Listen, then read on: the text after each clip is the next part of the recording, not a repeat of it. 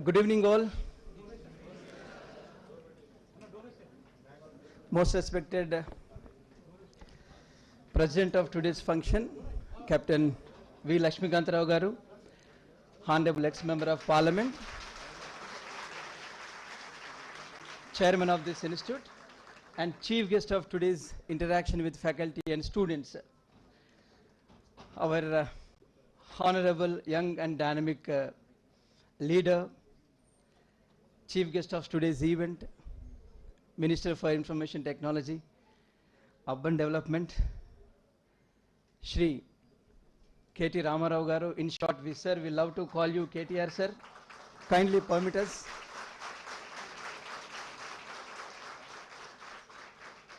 Madam Satyavati Garu and Shri V. Satish Kumar Garu, Honorable MLA Husnabad. Shri R.U. Ramesh Garu, Kadiyam Srihari Garu, Shankar Nayak Garu, and all the dignitaries, Vinay Bhaskar Garu. I'm sorry if I miss anyone, the members of management and my colleagues, students. A great evening today. We have in fact, sir, waited for more than 9 years. In 2014, when Captain Sir's grandson and Satish Sir's son Indranil was our student here, he was the leader of student union and he was organizing technical symposium. We invited KTR sir for our event. We couldn't make it because of your schedule.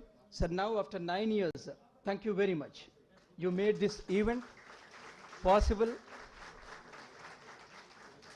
Our students and faculty are blessed today.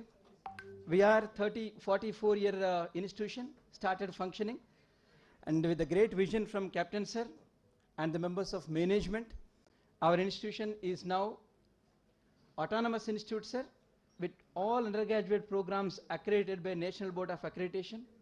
And today, you have inaugurated the Innovation Incubation Center at our institution.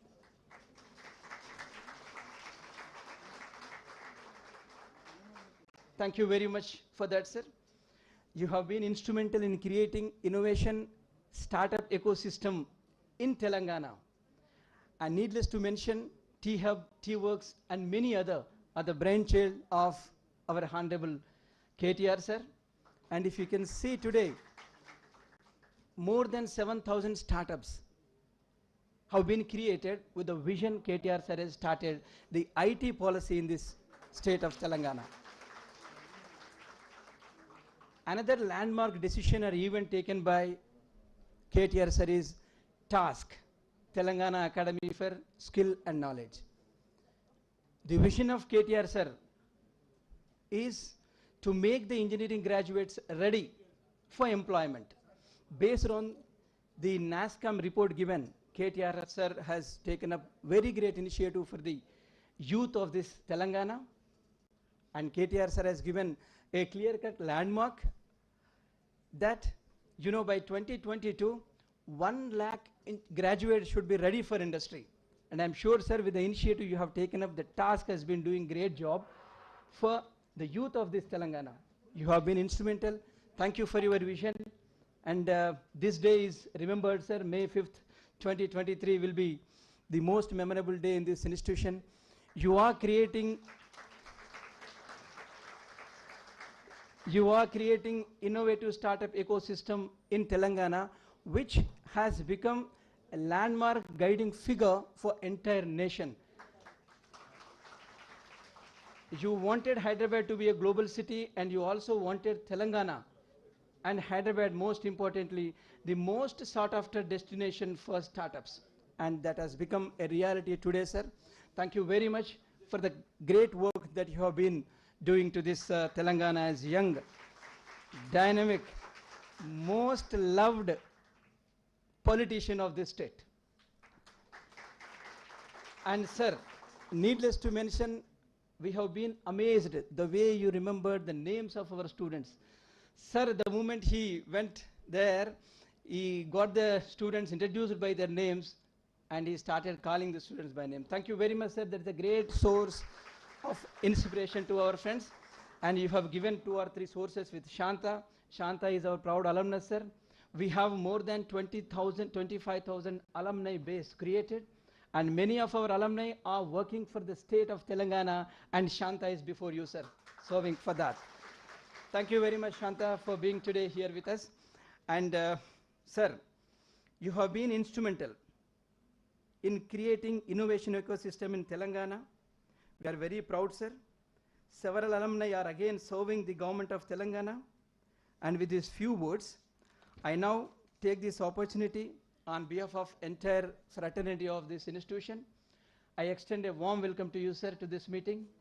And I now request Satish Kumar, sir, to kindly take up the proceedings forward. Thank you very much, sir. Yes, sir. Yes, sir.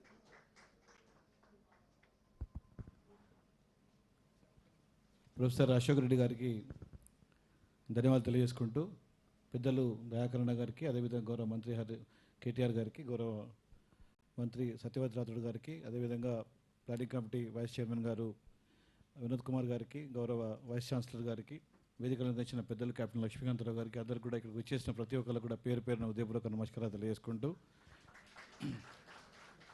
గౌరవ మంత్రి గారు కేటీఆర్ గారు మన కాలేజీకి రావడం, ఇక్కడ incubation innovation centre AICTE sponsored దాంతో మనం ప్రారంభించాలని చెప్పి అనుకోవడం, వారు ఇక్కడ రావడం చాలా సంతోషం. చాలా ఇంటరాక్షన్ కూడా స్టూడెంట్స్తో చాలా బ్రహ్మాండంగా చేసి ఇంతకుముందు ప్రిన్సిపల్ గారు చెప్పినట్టు ఇప్పుడు వారు మన స్టూడెంట్స్ని ఉద్దేశించి ఇక్కడ ఉన్న వాళ్ళందరినీ కూడా ఉద్దేశించి మాట్లాడాలని కోరుతున్నాను.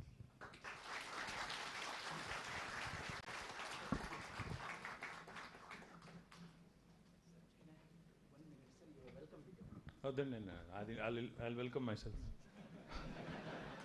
Good evening to all of you. Honorable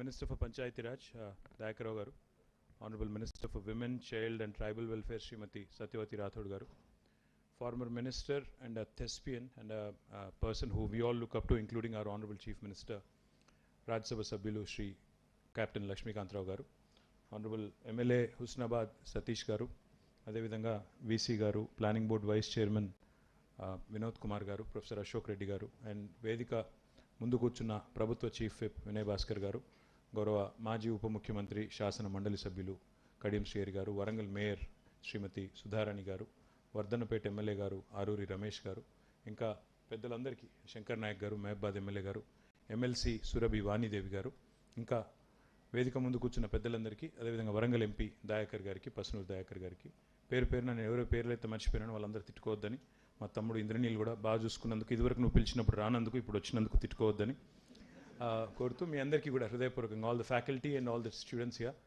I thank you for this opportunity. I thank Satish Garu particularly, for having given me the opportunity and the good fortune of inaugurating the lovely, wonderful looking innovation and incubation center at KITS. KITS is a wonderful institute. It has produced brilliant academicians, it has produced brilliant scientists, it has produced brilliant human beings at large. And I'm delighted that today I've been given an opportunity to visit and interact with some of your students, some of the best, brightest, and also interact with some of the faculty. I'll keep this brief. I'll quickly share two things with you. About 3.5-4 years ago, Honorable Prime Minister of India had called for a meeting in Delhi.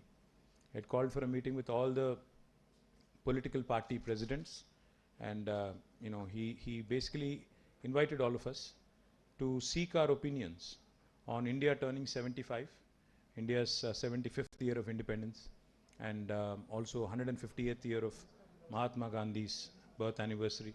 So he called for a meeting, and from the BHARAT Rashtra Samiti, or Telangana Rashtra Samiti back then, our Honorable Party President had nominated me to represent our state, our party. So as part of the meeting, when I went there, I was a bit overwhelmed because there were lots of senior politicians, there were a lot of senior leaders, chief ministers, former chief ministers, etc. But when my turn came to speak, and when the Prime Minister asked, बताइए हमें क्या करना चाहिए अगर हिंदुस्तान को एक मजबूत देश बनाना चाहिए और एक उभरता हुआ राज नहीं बल्कि एक फर्स्ट वर्ल्ड कंट्री अगर बनाना है तो क्या करना चाहिए. This was a question he asked. అంటే దేశాన్ని 75 ఏళ్ల తర్వాత స్వాతంత్రం వచ్చిన తర్వాత మనం భారతదేశం కూడా ఎదుగుతున్న దేశంగా కాదు, అభివృద్ధి చెందుతున్న దేశంగా కాదు, అభివృద్ధి చెంది అగ్రరాజ్యాల సరసన నిలబడాలి అంటే ఏం చేయాలి, మీ అభిప్రాయం చెప్పండి అని అడిగారు. అడిగితే నేనేమన్నానంటే, సార్ మీరేమనుకోనంటే నేను నిర్మోహమాటంగా మాట్లాడతాను. If you allow me to speak, and this was a closed door meeting. There were no mics, there were no TV cameras or anything. It was in camera. So I told him, sir, if India really has to move up and take its rightful position under the sun and become a first world country, then what we ought to do is focus on the 3 I's. He said, what are those 3 I's? I said, first I stands for innovation. Second I stands for infrastructure. Third I is inclusive growth. Innovation, infrastructure, inclusive growth. Now, what do I mean by innovation, infrastructure, inclusive growth? Today, let's talk about innovation slightly later, but let's talk about infrastructure. When I went to the US for the first time in 97, 98 to do my master's, I was amazed at the infrastructure. Of course, US is beautiful. You've seen it in movies. When you actually land there, you'll see a stark difference. You go from India, you go to the US, you land there, you'll see a very stark difference, and you kind of feel bad for yourself because coming from a third world country, you lament as to where we went wrong, how things haven't moved, etc., etc. So what amazed me was the infrastructure, but what amazed me even more was the attitude. I read a very nice saying. There's a very popular president of the US called as John F. Kennedy. He famously said, America does not have good highways because it is a rich country.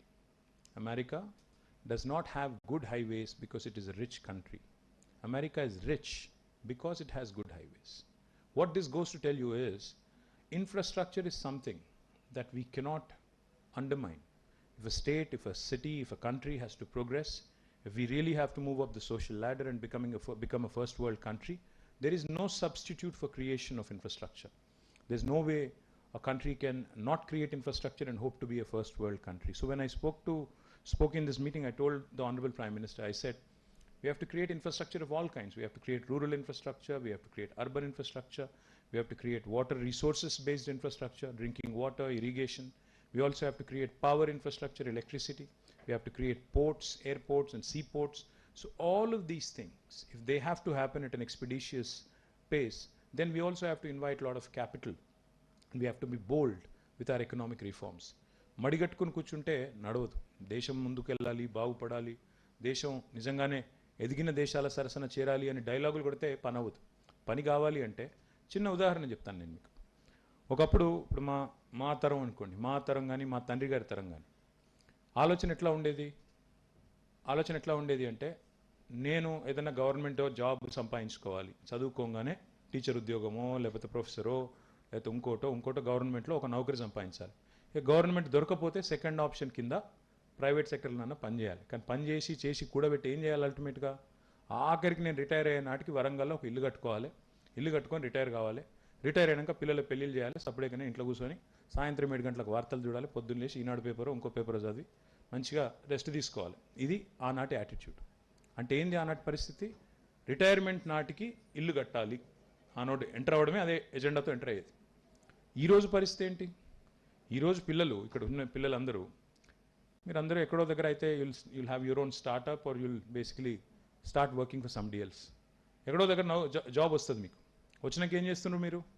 మొదటి నెల 2 నెలలు first కొనేది ఏంటిది? Car, ఇల్లు. మొదటి కొనేదే car, ఇల్లు. ఎందుకు చెప్తున్నా అంటే డిఫరెన్స్ చూడండి. జనరేషనల్ థింకింగ్లో తరాలు మారిన కొద్దీ థింకింగ్ ఎట్లా మారుతుంది? ఒకనాడు రిటైర్మెంట్ అప్పుడు ఇల్లు కట్టుకోవాలని ఎందుకు అనుకున్నారు మన ముందు జనరేషను? ఎందుకంటే డబ్బులు కూడబెట్టాలి, పెట్టి ఆఖరికి సరిపోయే అమౌంట్ ఉంటే అప్పుడు ఇల్లు కట్టాలి. ఇది థింకింగ్ ఆనాడు. ఈరోజు థింకింగ్ ఏంది? మొదలు ఇల్లు కొంటా అంటున్నాడు. అది కూడా అప్పటికిప్పటికి ఇల్లు ఖర్చు ఎంత అయింది? పెరిగింది. అప్పటికిప్పటికి 10 రెట్లు 20 రెట్లు పెరిగింది. అయినా ధైర్యం ఏందంటే నేను కిట్స్ లాంటి మంచి కాలేజీలో చదువుకున్నా, నా డిగ్రీతో ఎక్కడైనా ఉద్యోగం వస్తుంది. ఒక ఉద్యోగం కాకపోతే ఇంకో ఉద్యోగం తీసుకోవచ్చు. ఇది కాకపోతే ఇంకోటి, ఇంకోటి కాకపోతే ఇంకోటి. నాకు డోకా లేదు, నా స్కిల్ సెట్ ఉంది, నాకు ప్రపంచంతో పోటీపడే ధైర్యం నాకుంది.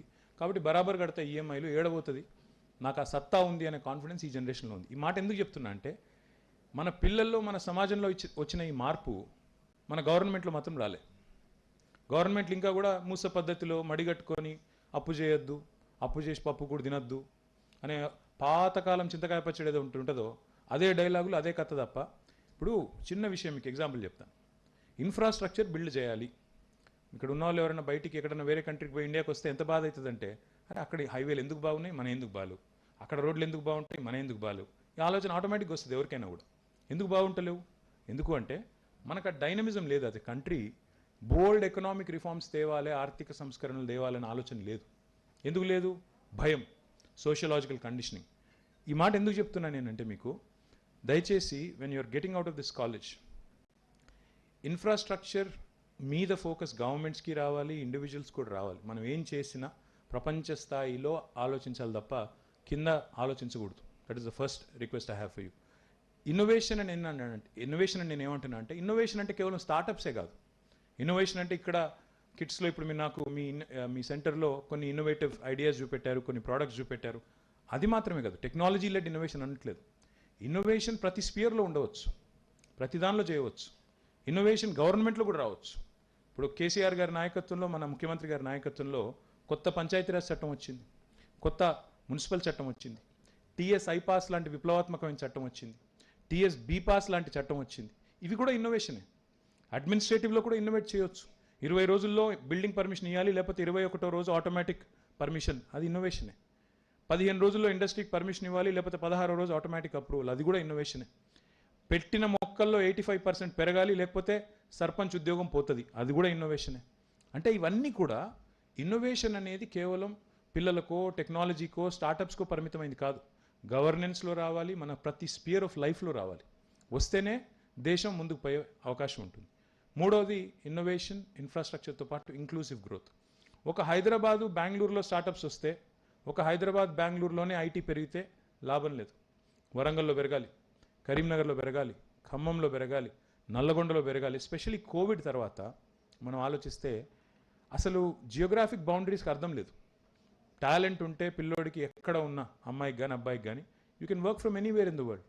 In fact this a company called Zoho in India. దాని ఫౌండర్ శ్రీధర్ వెంబు అని తమిళనాడు ఆయన ఏం చేస్తున్నాడు, ఓన్లీ టాలెంటెడ్ ప్రోగ్రామర్స్ని గ్రామాల్లో ఉండే వాళ్ళని ఎంచుకుంటున్నాడు. ఆయన ఆఫీస్ లేదు, ఏం లేదు, గ్రామంలో ఉండు, ఎక్కడన్నా ఉండు, చిన్నపట్నంలో ఉండు, ఎక్కడన్నా ఉండు, హసన్పర్తిలో ఉండు, లేకపోతే మహబాద్లో ఉండు, ఇంకొకడు ఉండు, నాకు కావాలి ఫలానా పని, నాకు డెలివర్ చేస్తావా లేదా, దాంతో మతలబ్. అంటే ఇట్లా redefining and innovating which brings about an inclusive growth. అంటే అమ్మాయా అబ్బాయా కాదు, రూరల్ ఇన్నోవేటరా అర్బన్ ఇన్నోవేటరా కాదు, నీది ఏ కులము ఏ మతం కాదు, అవి ఏవి కాకుండా అందరినీ కలుపుకునే ఒక సమ్మిళితమైన అభివృద్ధి జరిగిన నాడే. దళితుడా, గిరిజనుడా, బీసీయా, ఇంకోటా కాదు, అందరికీ భగవంతుడు ఒకటే రకమైన శక్తి ఇచ్చిండు, అందరికీ భగవంతుడు ఒకటే రకమైన బుర్ర ఇచ్చిండు, ఒకటే రకమైన మనకి బాడీ ఇచ్చిండు. దాన్ని ఎట్లా వాడతావు ఆ బుర్రని, ఆ బుర్రతో నువ్వు ఏం చేయగలుగుతావు అనేదే ముఖ్యం. నా విజ్ఞప్తి ఏంటంటే మీతో, ఇన్నోవేషన్లో, ఇన్ఫ్రాస్ట్రక్చర్లో, ఇంక్లూజివ్ గ్రోత్లో ప్రభుత్వాల పాత్ర ఎంతైతే ఉంటుందో, ప్రైవేట్ వ్యక్తులుగా, సమాజంలోని ముఖ్యమైన వ్యక్తులుగా మన పాత్ర కూడా అంతే ఉంటుంది. ఇక్కడ చాలామంది పిల్లలు నేను కలిసినప్పుడు అడిగినా, మీరు ఏం చేస్తారు తర్వాత, కిడ్స్ చదువు అయిపోయిన తర్వాత ఏం చేస్తారంటే, ఒక దగ్గర ఒక 8-10 మంది పిల్లల్ని వరుసగా అడిగితే ఇద్దరేమో స్టార్టప్స్ అన్నారు, ఇద్దరు నేను I'll be an entrepreneur sir, నేను చేస్తాను, ఏదైనా చేసి 10 మందికి ఉద్యోగాలు ఇస్తాను అన్నారు. మిగతా పిల్లలు మాత్రం చాలామంది నేను విప్రోలో చేస్తాను, ఇన్ఫోసిస్లో చేస్తాను, ఎంబెడెడ్ సిస్టమ్స్లో నేను ఏదైనా ప్రయత్నం చేస్తాను, లేకపోతే విఎల్ఎస్ఐ ఏదైనా ఎఫర్ట్ చేస్తాను, ఆ స్పేస్లో పోతాను, ఆడ అవకాశాలు బాగున్నాయి, ఇట్లా చెప్పిండ్రు. నా రిక్వెస్ట్ మీ అందరితో కూడా ఏంటంటే, మీరు పాస్ అయ్యే నాటికి మీ వయసు, ముఖ్యంగా పిల్లలది పాస్ అయ్యే నాటికి 21-22 ఏళ్ళు ఉంటాయి. మీరు ఇంజనీరింగ్ పాస్ అయ్యేటప్పుడు 21-22 ఏళ్ళు మీకుంటే, మీ తల్లిదండ్రులకి నాకు తెలిసి 40లో ఉంటారు, లేదా 50లో ఉంటారు, ఎక్కువ 40s or 50s ఉంటారు. అప్పుడు మీరు వాళ్ళకి ఏం అవసరం ఉండరు. తక్షణమే మీరు పోయి మీ తల్లిదండ్రులకు భుజం ఆనిచ్చి వాళ్ళకి ఏదో హెల్ప్ చేసి వాళ్ళని మీరు రోజు సాధాల్సిన అవసరం అయితే లేదు. దయచేసి ఈ జనరేషన్ పిల్లలన్నా మనం బోల్డ్గా ఆలోచించాల్సిన అవసరం ఉంది. ఎందుకంటే ఇప్పుడు మనం చూస్తుంటే ఎగ్జాంపుల్ చూస్తుంటాం. సత్య నాదెల్లా మైక్రోసాఫ్ట్, ఆయన ఎవరైనా సిఇఓ. తర్వాత శాంతను నారాయణ్, ఆయన ఎవరు, అడోబీ సిఇఓ, హైదరాబాదీ ఆయన. Sundar Pichai, Google. Lakshmi Narayanan, Starbucks CEO. ఇంకా చాలా ఉన్నాయి. లీనా నాయర్ ఎవరు, లుక్ ఇట్ అప్, గూగుల్ చేయండి తర్వాత నేను పోయిన తర్వాత. పాయింట్ ఏంటంటే వీళ్ళందరి పేర్లు చెప్తున్నా, అందరం ఈయన తెలుసు ఆయన తెలుసు అంటాం. కానీ మన వాళ్ళు ఇప్పుడు మీరు చెప్పిన ఏ పేరైనా ఇండియాలో చదువుకున్నారో, అక్కడ పోయినారు, పని చేస్తున్నారు. కానీ they are CEOs of a corporation which is founded by somebody else. Google is not, Sundar is not the founder of Google. Satya is not the founder of Microsoft. Of course, నేను వాళ్ళని ఏం తక్కువ చేసి మాట్లాడతలేను, వాళ్ళు చేసే చాలా గొప్ప పని. కానీ వాళ్ళు ఇన్వెంట్ చేసింది కాదు, వాళ్ళు ఫౌండర్స్ కాదు ఆ సంస్థలకి. మీరు నాకు ఒక్క పేరు చెప్పగలుగుతారా, ఫలానా ఇండియన్ వ్యక్తి ఫలానాది డిస్కవర్ చేసిండు ఆ గూగుల్ స్థాయిలో, ఫేస్బుక్ స్థాయిలో, యాపిల్ స్థాయిలో, లేదా అంత దూరం కూడా కాదు, ఇంకా కొద్దిగా చిన్న స్థాయిలో ఒక అద్భుతమైన కంపెనీ, వరల్డ్ వైడ్ రికగ్నిషన్ ఉన్న కంపెనీ మనం తయారు చేసినాము. 142 కోట్ల భారతదేశంలో ఉన్న దేశము, భారత్ భూభాగం మీద 5వ వంతున్న దేశం ఒకటి ఉందా? Tata is a great company, Ratan Tata is a great man. But ఇంకా టాటా ప్రోడక్ట్ ఓ గూగుల్కి ఉన్న రికగ్నిషన్ కానీ, వరల్డ్ వైడ్ దానికి ఉన్నంత గుర్తింపు కానీ లేదు వాస్తవం చెప్పాలంటే. Tata is a great company in India, world wide ఉన్నది. ఇన్ఫోసిస్ కూడా లేదు, జస్ట్ అ సర్వీసెస్ కంపెనీ. నేను వాళ్ళని చిన్నగా చేస్తలేను, వాళ్ళు సాధించింది కూడా గొప్పదే. Even what they achieved is big. కానీ వరల్డ్ క్లాస్ డిస్రప్షన్ ఇండియాకి రాలే. ఇంకొక పని చేయండి, ఇంటికి పోతారు కదా ఇప్పుడు మీరు, ఇంటికి పోయినాక మీ ఇంట్లో డ్రాయింగ్ రూమ్లో, మీ ఇంట్లో పోటీ కింద, మీ ఇంట్లో హాల్లో ఏమేం ప్రోడక్ట్స్ ఉన్నాయో ఒక్కసారి తిరిగి చూడండి, లేదా ఇప్పుడు ఇక్కడనే చూడండి ఏం ప్రోడక్ట్స్ ఉన్నాయో. ఆ కెమెరా ఏం మేక్ అయ్యేది? సోనీ. ఆ కెమెరా ఏంటిదే? అది కూడా సోనేనా? ఇక చూడండి ఒక్కసారి మొత్తం మీ ఇంటికి పోయినాక చూడండి. సోనీ ఉంటుంది, ఎల్జీ ఉంటుంది, ఆడ హ్యుండై కార్ ఉంటుంది, కియా ఉంటుంది, శాంసంగ్ ఉంటుంది, తర్వాత ఇంకేముంటాయి, కెనాన్ ఉంటుంది. ఇందులో ఏ ఒక్కటని ఇండియన్ ప్రోడక్ట్ ఉందా? మీకు ఇన్నోవేషన్ అంటే ఏంటంటే, జపాన్ అనే ఒక దేశం ఉంది, అది యాపిల్ ఉంది మా వినోదన్న చేతిలో. జపాన్ అని ఒక చిన్న దేశం ఉంది. జపాన్ దేశంలో 15% మాత్రమే భూభాగం నివాసయోగ్యమైన భూభాగం. మిగతా 80% అంతా గుట్టలు, కొండలు, నదులు, వంకలు, వాగులు, డొంకలు, అందులో ఎవరు ఉండలేరు. జపాన్ ఒకటే ఒక దేశం ప్రపంచంలో భూమి మీద ఆటం బాంబు దాడికి గురైన ఒకే ఒక దేశం జపాన్. హిరోషిమా, నాగసాకి మీద సెకండ్ వరల్డ్ వార్లో బాంబు పడింది, మీకు తెలుసు. అక్కడ చాలామంది చచ్చిపోయారు, అదంతా మీకు తెలుసు. జపాన్లో ప్రకృతి యోగ్యంగా ప్రకృతి వనరులు లేవు. అక్కడ ప్రకృతి ఇచ్చిన వనరులు లేవు. తాగుదామంటే నీళ్ళు కూడా చక్కగా లేవు. వాళ్ళకు పంటలు పండించుకునేందుకు జాగలేదు. మళ్ళీ ఎప్పటికప్పుడు సునామీలు వస్తాయి, భూకంపాలు వస్తాయి. కానీ జపాన్ ఈరోజు ప్రపంచంలోనే 3వ అతిపెద్ద ఆర్థిక శక్తి, 3rd most powerful country in the world economy చూసుకుంటే. ఫస్ట్ యునైటెడ్ స్టేట్స్, రెండవది చైనా, మూడవది జపాన్. జపాన్ పాపులేషన్ ఎంత ఎరికేనా? 12 కోట్లు. మన పాపులేషన్ ఎంత ఎరికేనా? మరి వాళ్ళకు సునామీ వచ్చే, భూకంపాలు వచ్చే, వాళ్ళకు నీళ్లు దిక్కు లేకపోయే, భూమి దిక్కు లేకపోయే, బాంబులు పడే, అందులోకెళ్ళి 45లో బాంబులు పడితే ఈరోజు 2023 సంవత్సరంలో జపాన్ 3వ అతిపెద్ద ఆర్థిక శక్తిగా ఎట్లా ఎదిగింది? ఒకటే ఒక్కటి వాళ్ళు చేసింది, single minded focus on human intellect. వాడు వాడింది, మనం వాడింది ఏంటంటే, దేవుడు ఈక్వల్గా ఇచ్చిన బుర్ర ఏదైతుందో వాడు బాగా వాడిండు, మనం వాడలేదు. తేడా అదే. మనం ఏం చేస్తున్నాం? చైనా ఉంది ఫర్ ఎగ్జాంపుల్. 1987లో చైనా, ఇండియా ఎగ్జాక్ట్గా సేమ్ సైజ్, ఎకానమీ సైజ్ తీసుకుంటే, జీడిపి తీసుకుంటే ఈక్వల్ సైజ్. 87లో సేమ్ చోట, అంటే ఇప్పుడు స్పోర్ట్స్ ప్యారలెన్స్లో చెప్పాలంటే, స్పోర్ట్స్ టర్మ్స్లో చెప్పాలంటే, రన్నింగ్ రేస్లో ఇద్దరం ఒకటే దగ్గర ఉన్నాం 1987లో. ఈరోజు వాళ్ళు ఎక్కడున్నారు తెలుసా? వాళ్ళ జీడిపి ఏందో తెలుసా? $18 ట్రిలియన్ల. మనం ఎంతో ఎరికేనా? $1 ట్రిలియన్ అంటే 1000 లక్షల కోట్లు. వాడు $18 ట్రిలియన్. మనం ఎంత తెలుసా? ఇండియా ఎకానమీ సైజ్ ఎవరని చెప్తారా? $3.34 ట్రిలియన్. ఒకటే దగ్గర రేస్ ప్రారంభించిన ఇండియా, చైనా. వాళ్ళేమో 36 ఏళ్లలో మనకంటే 6 రెట్లు ముంగటికి వెళ్ళిపోయినారు, మనం వెనుకకే ఉన్నాం. ఎందుకు అంటే మన ప్రయారిటీసు, మన ప్రాధాన్యాలు వేరైపోయినాయి ఈ దేశంలో. ఒకసారి మీరు దయచేసి, నేను ఈ మాట అంటున్నాను వేరేలాగా అనుకోకండి. మనం ప్రపంచ స్థాయి ప్రోడక్ట్స్ మీద మనం దృష్టి పెట్టలేదు. చైనానేమో డిసిషన్ తీసుకుంది, నా పోటీ అమెరికాతో, నా పోటీ జపాన్తో, నా పోటీ యూకేతో, నా పోటీ జర్మనీతో, నేను వాళ్ళతో పోటీ పడతాను, ప్రపంచం గర్వపడే ప్రోడక్ట్స్ తయారు చేస్తానని వాళ్ళు అటు పెట్టుకున్నారు ఓరియంటేషన్. మనం ఏం చేసుకున్నాం? నా పోటీ పాకిస్తాన్తో, నా పోటీ బంగ్లాదేశ్తో, నా పోటీ శ్రీలంకతో, నా పోటీ ఆఫ్ఘనిస్తాన్తో అని చెప్పి ఇక్కడనే తెచ్చినాం. ఎందుకు? ప్రాబ్లం ఏంటి? ఎందుకంటే భారతదేశంలో కొన్ని అవలక్షణాలు ఉన్నాయి, వ్యవస్థలున్నాయి. నీ పక్కన కూర్చున్న కులం ఏంది, మతం ఏంది, ఆయన ఏం తినాలి, ఆయన ఏం వేసుకోవాలి, బట్టలు ఏం వేసుకోవాలి, కాలేజ్కి వస్తే ఏం మాట్లాడాలి, ఏం మాట్లాడద్దు, దీని మీద ఎక్కువైపోయింది ఫోకస్, దీని మీద ఎక్కువైపోయింది, అసలు పని మీద లేదు. మంచినీళ్ళు ఇవ్వాలన్నా సోయి లేదు, రోడ్లు వేయాలన్నా సోయి లేదు, కరెంట్ ఇవ్వాలన్నా సోయి లేదు. కానీ ఈ అడ్డమైన దందలు పెట్టుకొని ఇళ్ళని ఇరుక్కొని పోయినాం కాబట్టి ఇక్కడనే ఉన్నాం. కాబట్టి నా విజ్ఞప్తి మీతో ఏంటంటే, నిజంగా నెక్స్ట్ జనరేషన్ అన్న మారాలి, నిజంగా భారతదేశం అగ్రశ్రేణి దేశం కావాలి, అమెరికాతో పోటీపడే స్థాయికి రావాలి అంటే కరెంటు లేని ఊర్లు, నీళ్లు లేని ఊర్లు, నీళ్లు లేని తాండాలు, అదేవిధంగా నీరు లేక గొంతెండిన పొలాలు, ఇవన్నీ దుస్థితులు పోవాలి అంటే భారతదేశం యొక్క ఫోకస్ మారాలి, సమూలమైన మార్పులు రావాలి. నా విజ్ఞప్తి ఇందులో శ్రీశ్రీ గారు చెప్పినట్టు నేను సైతం, ఎవరని చెప్తారా? నేను సైతం అనేది ఇప్పుడు విన్నారా? నేను సైతం ప్రపంచాగ్ని కొద్దు కానీ దేశం కోసం నేను కూడా ఒక సమిధలాగా ఉడతా భక్తిగా పనిచేస్తానని మీరు అనుకుంటే, my humble request to all the youngsters here is don't be a job seeker, be a job creator. ఎందుకంటే మీరు నేను ఇంకెవరి కోసమో పనిచేస్తాను అనే మనసులోంచి ఆలోచన తీసేసి నేను ఎందుకు 10 మందికి జాబ్లు ఇవ్వలేను? ఎందుకంటే మీరు పాస్ అయిన తర్వాత నేను ఇందాక చెప్పినట్టు మీ తల్లిదండ్రులకు వయసు అయిపోలేదు, ఇంకా మీరేం అర్జెంటుగా పోయి వాళ్ళకేమి భుజం ఆనిచ్చి మీరు వాళ్ళని కాపాడే అవసరం ఏం లేదు. ఒక 5 ఏళ్ళలో 4 ఏళ్ళలో తనలాడండి. You please try your own entrepreneurial thing. ఎందుకంటే దానివల్ల ఏం జరుగుతుంది అంటే 2 జరుగుతాయి. ఒకటి, జీవితంలో మన ప్రయత్నం ద్వారా నేర్చుకునేది మనం ఇతరుల కోసం పనిచేస్తే నేర్చుకోం.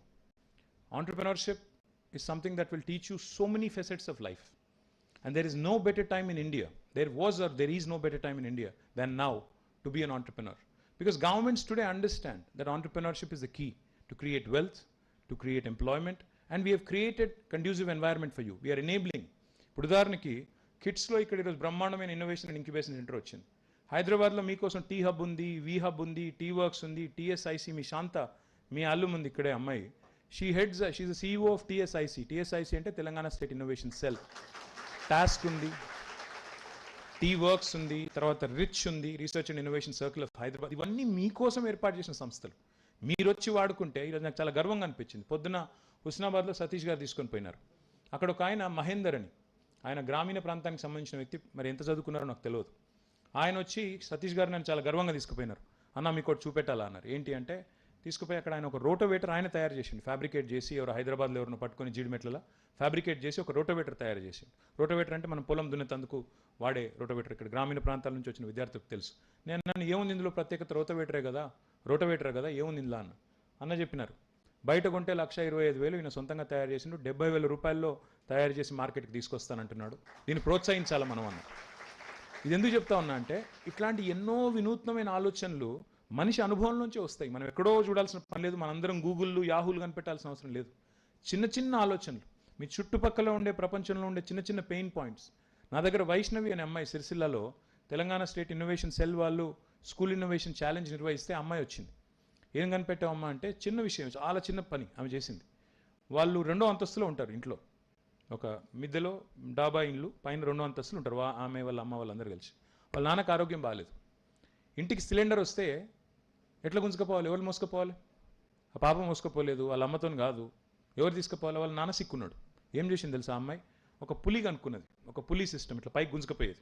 సిలిండర్ పెట్టి ఇట్లా మెల్లగా పయ్యలతో ఇట్లా గుంజుకపోయేటాడు. సింపుల్ టూల్ అది. కానీ if you think about it, necessity sometimes is the mother of invention. మీరు ఆలోచించండి, చుట్టుపక్కల మీరు ఏమేం జరుగుతుందో చూడండి. ఇప్పుడు స్విగ్గీ ఏంటి, జొమాటో ఏంటిది, ఇవన్నీ కూడా చిన్న చిన్నవి కదా. ఇంట్లో కూర్చొని ఒక బటన్ నొక్కితే నీకు ఫుడ్ రావాలా. నేను ఊబర్ ఫౌండర్ వచ్చిండే హైదరాబాద్కి సీఎం గారిని కలవడానికి. వచ్చినప్పుడు నేను అడిగిన, నీకు ఈ ఐడియా ఎట్లా వచ్చింది, ఊబర్ ఐడియా ఎట్లా వచ్చిందంటే, ఆయన అన్నాడు, ఒకసారి ప్యారిస్లో మేము ఎక్కడో రెస్టారెంట్కి పోయినాము, బయటకు వచ్చే వరకు లేట్ అయింది, 2 గంటలు అయింది రాత్రి. ఎవడు ఆపినా ఆపుతలేడు, ఎవడు ట్యాక్సీ ఎవడు ఆపుతలేడు. అప్పుడు నా ఫ్రెండ్ అన్నాడు, నా పక్కకున్నాడు, ఒక బటన్ నొక్కితే ట్యాక్సీ వస్తే ఎంత బాగుంటుండే అన్నాడు. కరెక్టే కదా అనిపించేది తయారు చేసిన అన్నాడు. అంటే అప్పుడప్పుడు ఈ స్పార్క్ ఏదో మనం కనిపెడితే రాకెట్లు కనిపెట్టాలనేది ఏం లేదు. Simple real life pain points ఏంటి, వాటికి పరిష్కారాలు ఏంటి, దీన్ని ఎట్లా టెక్నాలజీని ఎట్లా వాడచ్చు. మేము చాలాసార్లు సీఎం గారి దగ్గరికి వెళ్ళి, కేసీఆర్ గారి దగ్గరికి వెళ్ళి, ఈ టెక్నాలజీ ఆ టెక్నాలజీ, ఐఓటీ, రోబోటిక్స్ అది అని మాట్లాడగానే ఆయన ఒకటే అడుగుతారు, దీనివల్ల సామాన్యుడికి ఉపయోగం ఏంది, ఏమన్నా దీంతో లాభం ఉందా, ఉత్తదేనా, అంత ఉత్తుత ముచ్చటనేనా, లేకపోతే దీంతో ఏమైనా అవుతుందా? సామాన్యుడు తెలంగాణలో రైతు అంటే, ఒక రైతు కూలీ అంటే ఆయనకి ఏం లాభం అయితే చెప్పు దీంతోనే అడిగాడు. అట్లా ఆలోచించండి దయచేసి. ఇండియాకి కావాల్సిన ఇన్నోవేషన్ ఏంటి? లాస్ట్ పాయింట్, నేను ఎక్కువ మాట్లాడను, ఒక 2 విషయాలు చెప్పి నేను ముగిస్తాను. When you embark on the journey of entrepreneurship, remember 3 things. First, be an original innovator. You can be a copycat, but Amazon చూసి ఇక్కడ ఫ్లిప్కార్ట్ పెట్టొచ్చు, అది ఇష్యూ కాదు. అక్కడెక్కడో సక్సెస్ అయింది, ఇండియాకి అడాప్ట్ చేసి దానిలో కొన్ని మార్పులు చేర్పులు చేసి తీసేయచ్చు. హాలీవుడ్ సినిమా తీసి హాలీవుడ్ సినిమాను చూసి ఇక్కడ కాపీ కొట్టి ఒకటి తీసేయచ్చు సినిమా, అది పెద్ద కష్టం కాదు. కానీ if you are original, if your innovation is original, it will have a longer impact and a larger impact on the society, number 1. రెండవది, ఒరిజినల్ ఐడియాతో మీరు బయటికి రాగానే వెంటనే ప్రపంచం మిమ్మల్ని కౌగిలించుకొని అబ్బా అద్భుతం చేసినావు నువ్వు అని చెప్పి సెలబ్రేట్ చేయదు. Please remember, it's okay to fail, celebrate failure. జీవితంలో అప్పుడో ఇప్పుడో 2 దెబ్బలు తాకితేనే నేర్చుకుంటాం దాని నుంచి. It's okay to fail, it's okay to fail. Fail అంటే క్లాస్లో ఫెయిల్ అవడు కాదు, నేను చెప్పేది ఆంటర్‌ప్రెన్యూర్‌షిప్లో ఫెయిల్ అవడు. It's okay to fail, celebrate failure. The third and most important thing, success is always around the corner. మనం చాలాసార్లు ఏంటంటే we want throw in the towel, ఇక నాతో కాదు బంద్ చేద్దాం అనుకుంటాం, కానీ కరెక్ట్గా ఆ మూల మలుపు మీద ఉంటుంది success. It's waiting for you. So remember this and stay focused. Don't give up, don't throw in the towel. KCR గారు కూడా అట్లే అనుకుని బంద్ చేస్తే ఆయన మధ్యలోనే పార్టీ కింద పడ్డప్పుడు దెబ్బ తగిలినప్పుడు తెలంగాణ రాకపోతున్నాయి ఇవాళ. కాబట్టి dream big, be original, celebrate failure, don't give up. Thank you. జై Telangana.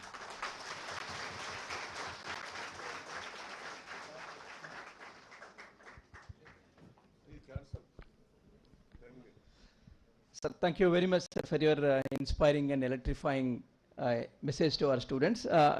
Shall I request Captain sir to kindly thank KTR sir?